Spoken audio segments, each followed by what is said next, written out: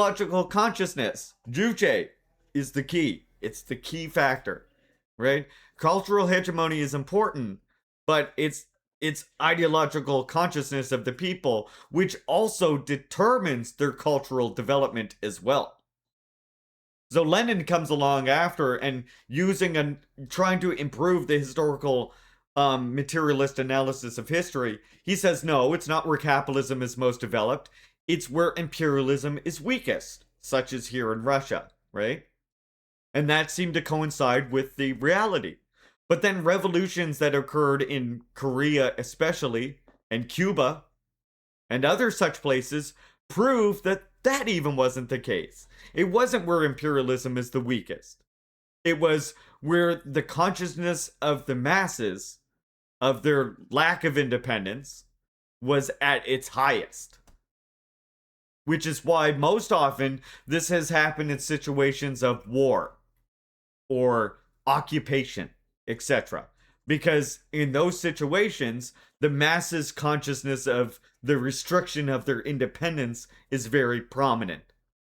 Whereas if you talk to half of the people in America, or even the UK right now, for as many complaints as they have about their country and their government, they will still think that, relatively speaking, compared to the scary Russia or China, they have independence, right? Their social they have the democracy, etc. Insert whatever platitude you want here. And that's the thing. Once people here become more aware of that lack of political independence, then they'll start to realize that this system as it exists, isn't really working for them. And that's why we have to be there with our militant and scientifically correct strategy to help like steer them very rapidly in the correct direction, right?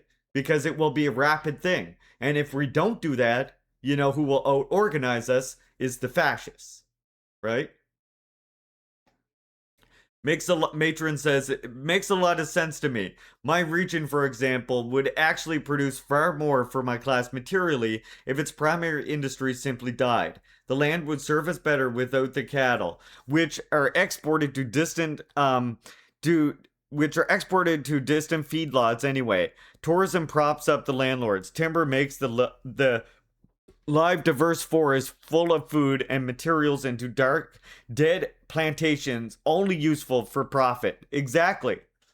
Which is and you can see this like method of grading society, by the way, being put into effect in DPRK, right?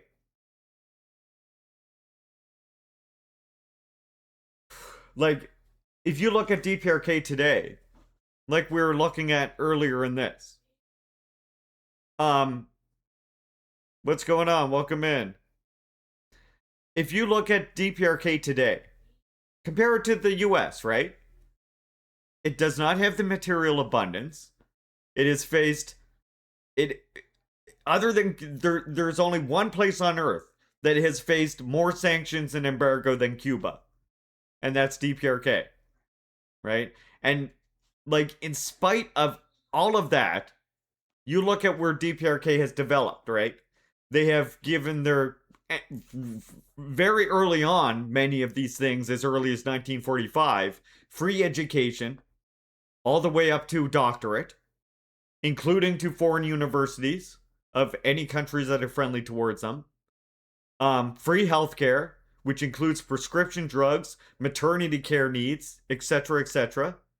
And I should say too, the free education includes like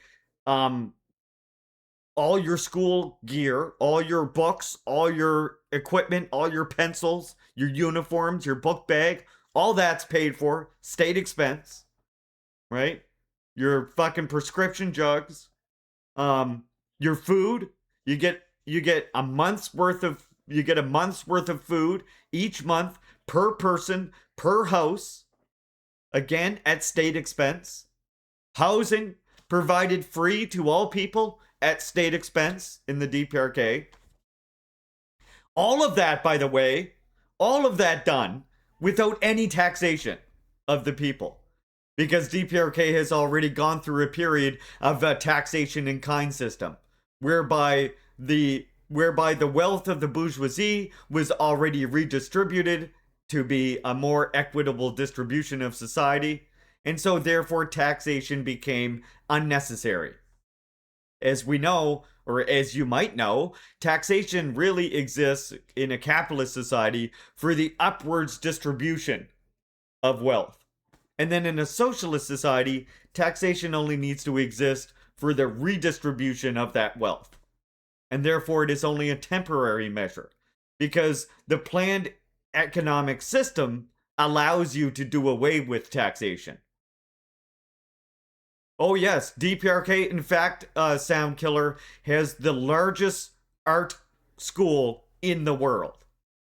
There might be other ones that are bigger than it now, but it is one of the biggest in the world, if not still the biggest. Their arts college. They have a massive cinema school there. DPRK has focused quite heavily, like Kim Jong Il himself is quite interested in movie making. And movie making, a lot of people like kind of, he was a big cinephile and they kind of like do it like in a cute way, right? But Kim Jong Il rather, the reason why he was so interested in cinema is because he saw it as like an important method of getting people to support revolution and to transforming them into revolutionaries. Because here is one thing where I would say like Marxist Leninists and Juche followers like myself differ from anarchists. And I'm not like trying to come at anybody or be mean or anything, right? I'm just saying like a little critique of anarchism won't hurt no one, right? And so like kind of like what you if you actually look at the historical philosophies of anarchism and the theories and stuff, what you often see, and you can always point to something that will contradict this. And I will say the reason for that is because of the lack of a unitary, proven anarchism. I'll get to that in a minute. But like anarchists often act as if like we will be able to essentially just work among society, perhaps make examples of communes in places, examples of worker ownership, worker ownership of various industries or whatever, communes in various places, and then through whatever multitude of means, we will eventually change all of the people's minds. Anarchism does rely a bit on the goodness of humanity. Well, no, I don't think it's lawlessness. It's not even that. None of that has anything to do with my critique of anarchism. My critique of anarchism is that, again, the strategies, what they end up being, because the strategy ends up being working in isolated, small scale, decentralized, tactical scenarios, you end up in essentially it essentially ends up being like, well, you make a commune to be a good example for other people that will then come to understand why anarchism is correct, or you simply engage in ideological struggle with other people and convince as many people to become anarchists as possible. And through all of these interlocking multitude of means, you will eventually convince enough people that anarchism is the correct way, and thus you will have an anarchist development, right? And that's kind of where my critique of anarchism comes into play, in a sense. And this is why so much anarchist theory to me ends up being always very, very carefully working out what the ideal society is, or what the society should be, how the community should be set up, etc., etc. Right? And this is where there's a fundamental difference, I think, between Marxism and Juche and anarchism. Where anarchism, again, works out what this community should be like, what the particular details of the commune should be, etc., etc. Marxism really only looks at society as it exists. It looks at capitalism as it exists, it looks at imperialism as it exists, and then it analyzes how that develops. And in doing so, it gives us a call to action to use that analysis to develop correct strategy and correct tactics, correct theory accordingly, um, relative to each of our own situations. Which is why Marxist Leninist revolution and Marxist Leninist strategy can differ so greatly between, let's say, DPRK and China and Cuba, right? And so we understand, in a sense, and this is why a big thing that we center on is that vanguard. Because what we understand is that without a the means to change the law of material relation, of distribution, of the production of the products of society, right? Because right now the contradiction of capitalism is that we have socialized labor and this private distribution of products. And so what we want to do is fix that, right? We want to remedy that. And so then you're living in a society where the society is serving the people. Not only that, but you're in a society of the dictatorship of the proletariat. And it's only in Marxist Leninist opinion, it's only in that situation that we actually have the political power necessary to actually remold everybody. In other words, the reason why we think a vanguard is necessary is because we believe that at the time of revolution, whenever socialist revolution happens, wherever you are, at the time of revolution, most people will still be reactionary. Most people will still not be on board with Marxism Leninism. They won't identify as communists. They won't identify as Marxism Leninism, right? And and that's and that's kind of why we're saying, like, that's why you need a vanguard. You need a vanguard that is not there to, like, rule over anybody, but the vanguard wins its position through the revolution. And it does so by, we first of all have a correct strategy which scientifically reflects our actual conditions and where the masses want to head. And then we build that party, build that organization as much as we can. And we have our members, what we would call our cadres or party members, go out and participate in whatever broad coalitions they can, whether it's the Veterans for Peace, whether it's in maybe the DSA, again, but actually paired with a different party. I'm not saying just go in the DSA and don't be part of anything else. I don't agree with that strategy either. And what we want to do through working in these broad coalitions and growing our own party is pool enough resources together with our comrades that we can meet people's where they're at, where the shortcoming of our existing state is. Whether that's in healthcare or transporting people to school or building our own schools, right? And that's where we need to get to.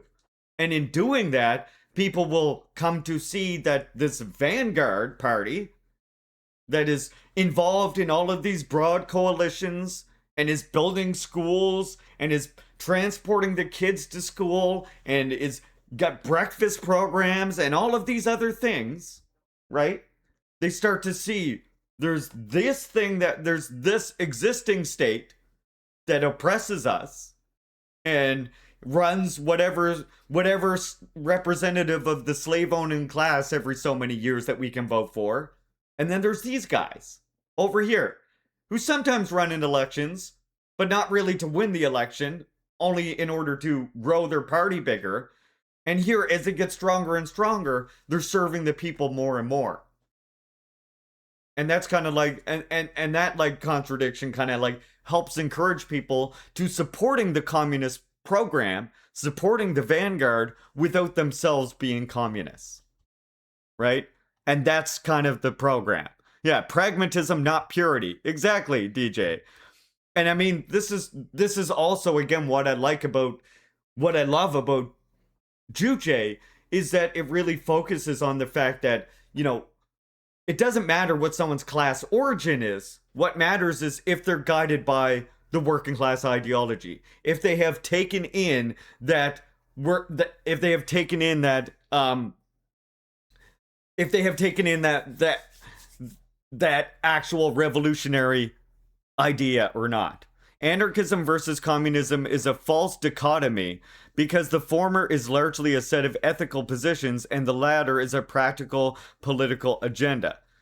I mean, it is a false dichotomy in a sense, yes, which this is the part I'm going to get to next, Flora. But it also is not a false dichotomy because in some instances,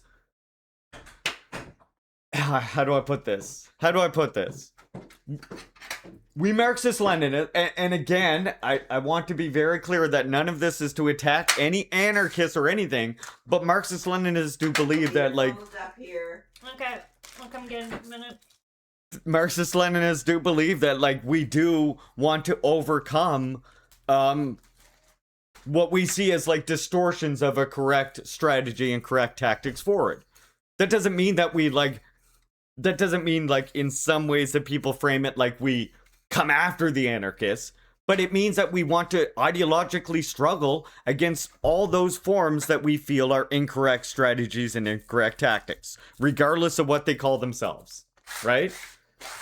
Like, that's just the nature of struggle. And if we're able to, because here's the thing, how could we ever achieve unity in our tactics or unity in our struggle if we're not able to ideologically struggle against the hard questions, right? And so, yeah, I say that anarcho-communism is most people's goal, but Marxist-Leninists are realists.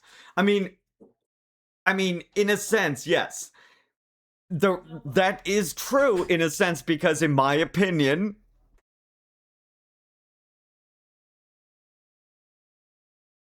anarchists, the world that many anarchists say that they want to build, is communism, right? That, like, if we, like, here, let's look at I just want you to look right here at the. Okay, wait. I'll have to get the Kim Il Sung quote on it. I guess my bot doesn't have that quote anymore, or my bot's broken or something. But, like, in my opinion, the world that anarchists are saying that they want to build is, again, the communist world. The mistake is in the tactics, right? And I think, again, the reason for that, I'm trying to, like, walk this tightrope here. And look, these are just ideological conversations that we have to be able to have as comrades. You can't sit down and fucking work with your anarchist comrades and not be able to have conversations like this. I'm just gonna say that before I continue, right?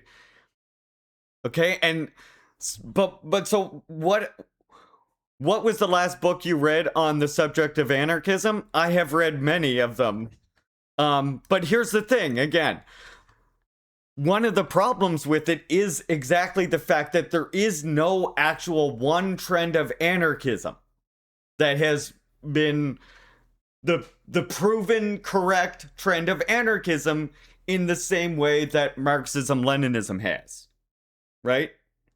And again, I'm not saying this to insult anybody or anything like that. It's just that with anarchism, with projects that have been led by anarchist groups, for example, there has not been there's not been any that have lasted super long amounts of time, right? So the theory in a sense has not been put into material practice.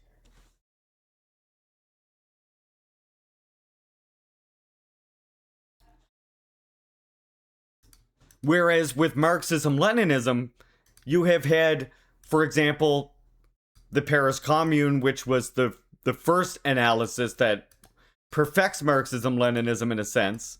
And then after that, you have the USSR. And the mistakes and the overthrow and everything that happened with USSR is analyzed, right? Like that was anarchism put into, or that was communism put into practice. That was the theory of Marxism Leninism put into practice, and the mistakes are analyzed and they are worked to be overcome. And those people who looked at USSR and correctly understood the mistakes, those people who looked at, you know, any of those socialist countries or those revolutions that unfortunately did not succeed, they saw what went wrong, and the Marxist-Leninist like practice continues. Which is like there's like, that's the thing with anarchism. You asked me, like, what was the last anarchist theory I read? There is not one solitary trend of anarchism. There's all of these different forms. With Marxism, there is one trend, essentially, that is recognized. Which you can say there's a single thread that goes from the successes in USSR to the successes in China, Korea first, technically, the successes in Korea, the successes in, you know, etc. Can there be a peaceful revolution or only a violent one? We absolutely want a peaceful revolution. I want nothing more in the world than a peaceful revolution. We ask for a peaceful revolution. The masses go out and struggle and exhaust every peaceful means of revolution. And, you know, unfortunately, they are met with violence from the ruling class. All you needed was a title. Well, I mean, again, what good is me giving you a title going to be? Exactly. Again, none of this is meant to be like an attack on anyone. I'm just explaining to you why there is a solitary Marxist trend in the globe that is, and that doesn't mean they're all identical. Again, you look at China, you look at DPRK, you look at Cuba, they all have very unique characteristics and very unique features of their revolution and varying strategies and tactics given their unique situations. Which is, I think, again, a common mistake that people make about DPRK, or that people make about Marxism Leninism, is thinking that it's like this cookie cutter carbon thing. And half the time, when I read modern anarchist theories, especially, they're essentially advocating for Marxism Leninism, for a creative application of Marxism Leninism. The reason why they call themselves that, more often than not, in my experience, is to distance themselves from the projects that have existed, from those revolutionary projects like DPRK, to distance themselves and say, I'm not like DPRK, I'm not like China, you know, I'm critical of them too, essentially. And that's why I think it often comes from anti-communism. And I mean, hell, I critique Marxism too. I critique my comrades with bad Marxist trends as well. Like, you know?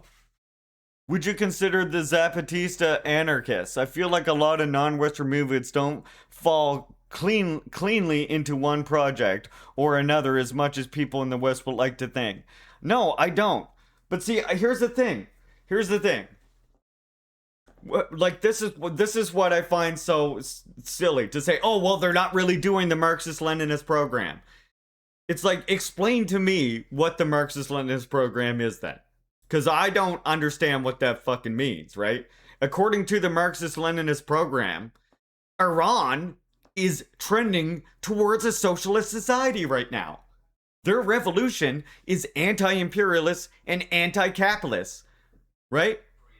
So, like, this is what, and That's like, I guess that's like kind of what I'm trying to drive home to people, is to understand that Marxism Leninism isn't like a dogma. It's not a fucking set or a formula or a thing that you follow and you go there we go, we got the Marxist Leninism. There are, of course, parties that explicitly say we're following the Marxist Leninist program. But Marxism Leninism is an analytical tool for examining existing capitalism, existing imperialism, and how to fight against it. That's why the number one thing about actually upholding the revolutionary essence of Marxism is creativeness, is creatively applying Marxism to your own conditions. In other words, reject the habit of looking at like USSR's experience, reject the habit of looking at existing works of Marx and Engels or whoever else, and using that as the first criteria for revolution, and instead your first criteria for revolution is your own conditions and your own people.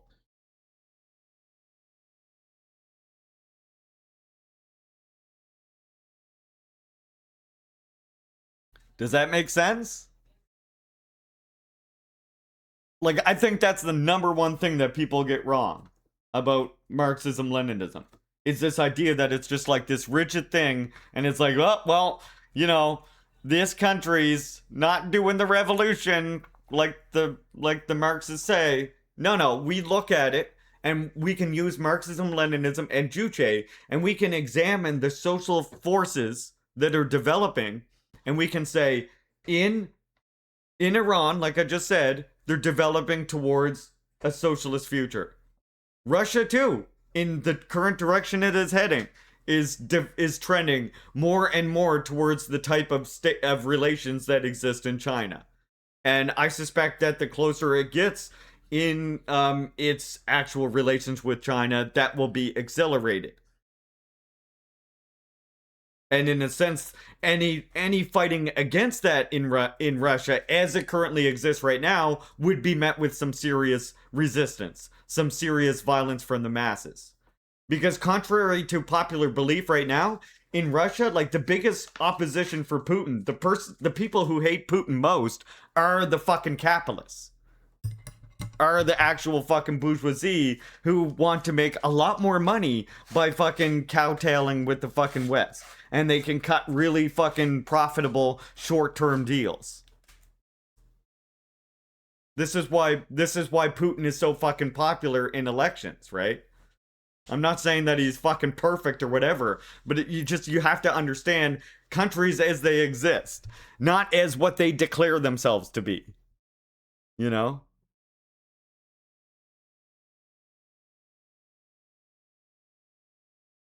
Just checking out with chat here because I was rambling. The Zapatistas don't define themselves along ideological lines, which are convenient for our indolent Western political discourse. Yeah, I mean, and Flora, that is exactly what I would call Juche. Like, that's exactly what Juche tells us over and over again. Because Western Marxists, they see Marxism, Leninism, and again, like I say, treat it like a dogma. That's why I think Juche is so important for people in the West, because it reframes the importance of creativity and using Marxism Leninism as a guide to action, not as a religious dogma. Which is why, and that's why I like stream and talk about DPRK and talk about Juche like I do. And I hope maybe I can encourage one or two comrades in this in party spaces that watch me to maybe inject a little bit of Juche into the struggle. Can Juche work in America? Juche has to work. Again, it does like have some prescriptive, like, it has in a sense some prescriptive, like, how do I put it? It has like prescriptive conclusions. Like, you can glean things that you need to do based on Juche, but Juche, again, is much like Marxism, Leninism, it's analysis of existing conditions. Again, refocusing Marxism to avoid mechanical interpretations of materialism by focusing on the masses, and also incorporating the struggle for national liberation, the struggle of the masses to realize independence in their culture, etc. That's what Juche is all about.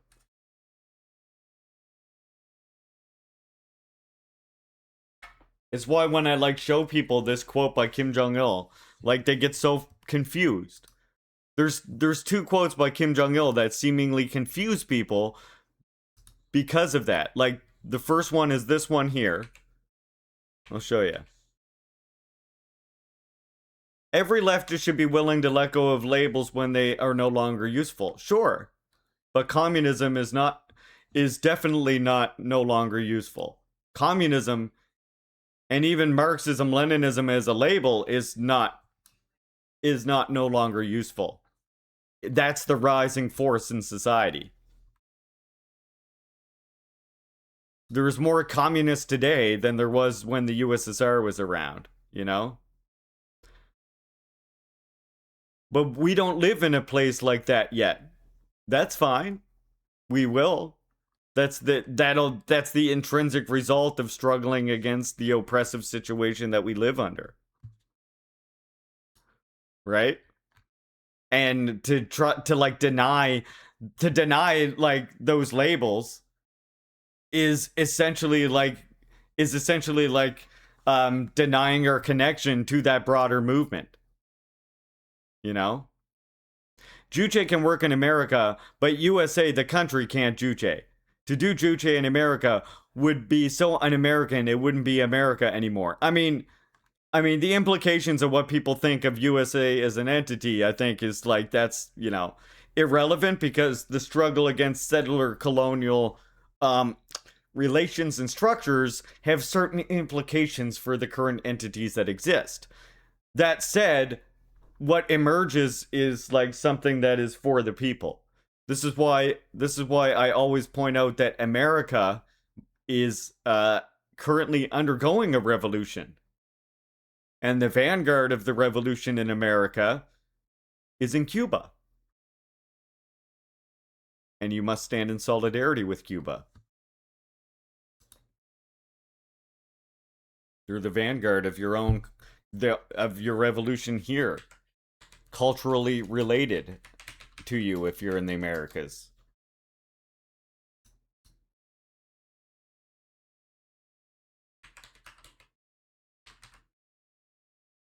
I want all islands to be free. Puerto Rico too? Wait, Puerto Rico what? I mean, I'm just saying Cuba because Cuba is here, right? However, I will show you one nice quote from Raul Castro. One of my favorites. If someone is interested in the Cubans' opinion is on certain questions, he should ask the Koreans. Talking about DPRK. And if someone asks what Korea's standpoint is in certain cases, he can safely ask the Cubans about that. Our views are completely identical in everything. So I'm not afraid of the Marxist-Leninist label because I'm essentially saying I'm standing in unity and solidarity with Cuba.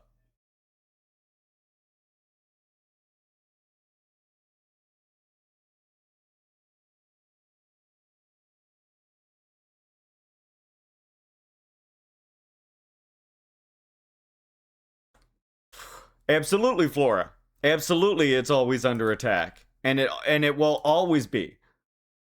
In the situation where we find ourselves in, well, as Kim Il Sung said, the capitalists are very cunning. The capitalists are very cunning. They leave no stone unturned to maintain their position. They rear labor aristocrats among the working class and put them up to disorganize the ranks of the working class movement. Here lies one of the major reasons why revolution does not break out in the developed capitalist countries now.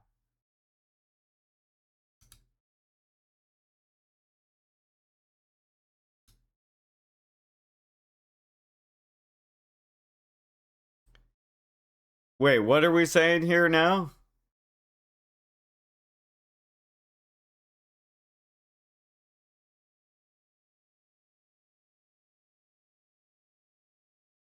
I feel like I missed something in chat here. But I see something that potentially... Would you define... Oh. Would you define native nation tribal governments pre-colonization as anarchists? They just had most of the qualities of anarchist society. No. No. Westerners, don't do that. Stop. Bad. Stop that. Stop that. No. No. That's not true. There was no such thing as anarchism. They have no features. What is anarchist society? What does that mean? This is what I was saying. This is kind of what I was saying before. It's like there is, and this is an argument we actually get into with China, right? There's no amount of centralization or decentralization, and there's no amount of market or planning that defines socialism, that defines what we consider socialist society or Marxism-Leninism. Does that make sense? Should I say that again? Right? There's no amount of centralization is what defines Marxism, Marxist-Leninist, or a socialist society. No amount of decentralization defines it. So when people are saying, oh, well, they had this amount of decentralization, so it couldn't be Marxist-Leninist, it couldn't be communist. Again, that has nothing to do with it, right? We will use the masses, the people, in their fight against imperialism and capitalism, will use as much centralization as necessary. They will use as much decentralization as necessary, right? They will use as much democracy as necessary. They will use as much authority as necessary, given whatever situation. They will use as much planning as necessary or as much markets as necessary. Right? Does that make sense? So anarchism didn't even exist then. And when you're talking about like where is that native land map? Is it this? Land? Native? Okay, well, I'll bring it up the old-fashioned way. If you look at the native land map, right? There we go, thank you. You look at the map. Here. Whoa, why did it go all like this on me? Here, hold on. Oh my god. It's all, why is it behaving all wonky on me? Okay, if you look at the map, right? Fuck it. It doesn't matter. There is no up or down. If you look at the map, like look at this. This is my nation here, right? But if you look, my nation is a part of a confederacy of other nations, which means they use centralization. This was made up of not just a bunch of decentralized people. There was laws, there was treaties, there was agreements, there was centralization, there was democracy, there was right to recall, there was, like again, to say that it was anarchist, it's like, what is an anarchist society then? Explain to me what that even means. Bingus bongus, time for the bongulus. Well, thank you, Stoner Wing. I've got my packs here.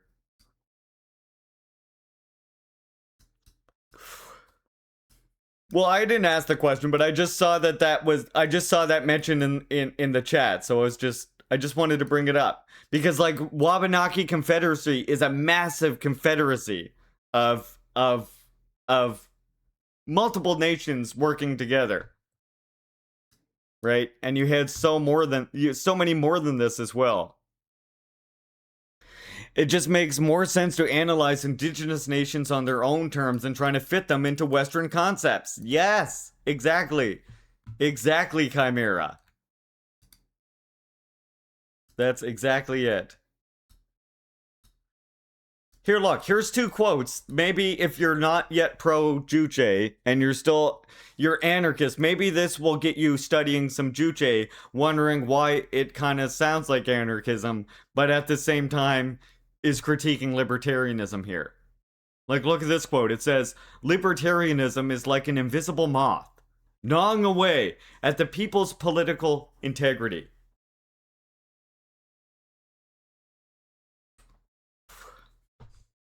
And then, on the other hand, Kim Jong-il also says that consciousness and voluntariness are the real nature and the basic stance of revolutionaries. Right? So what's going on with that? What's up with that? I thought that was anarchism. Right? But no, that's our program. Like I was saying earlier, I explained our program, right? It was to go out, to make connections, to build a party, to build the alternate institutions that can serve the people where our state institutions are not being built now. The breakfast programs, the schools, etc. Do you know where that happened? Do you know who did that? That's right. The DPRK, Korea. They did that. They existed in a state. I'm not gonna cry. They existed in a state where Japanese imperialism had taken their country, made their language illegal, made their names illegal, was taking goods out of their country, right? Like literal genocidal measures. You can't sugarcoat it. The Japanese imperialists occupied Korea and engaged in genocide against the Korean people. And so you can imagine what the schools were like under Japanese occupation. So many Korean people formed their own revolutionary schools. They worked out of they left the country. They created schools in Manchuria and other areas where they worked. In fact, as we know, Kim Il-sung, from the time he was 12 years old, was traveling from Manchuria to Korea, back to Manchuria. By the time he was 14, he decided he had to stop being a kid and dedicate himself to the liberation of his country. At 14 years old. After traveling, by himself hundreds of miles, learning about the country, trying to help his dad who was organizing this stuff as well. So like Korea built these institutions that I'm talking about in the way I'm talking about. And what you see today, and look, I know not everybody is going to believe that right away, but what you see in Korea today, the reason why you see people love their leader so much, the reason why you see people cry at Kim Jong-il's funeral like they did is because the Workers' Party of Korea won that position through that struggle to build those alternative institutions that then became the new state with the overthrow of that Japanese occupation. And just as they were trying to do that, US also tried to commit a genocide against them. And they fought against that genocide too. And they still kept building in that same way. And again, this is why I say the unity that you see in DPRK.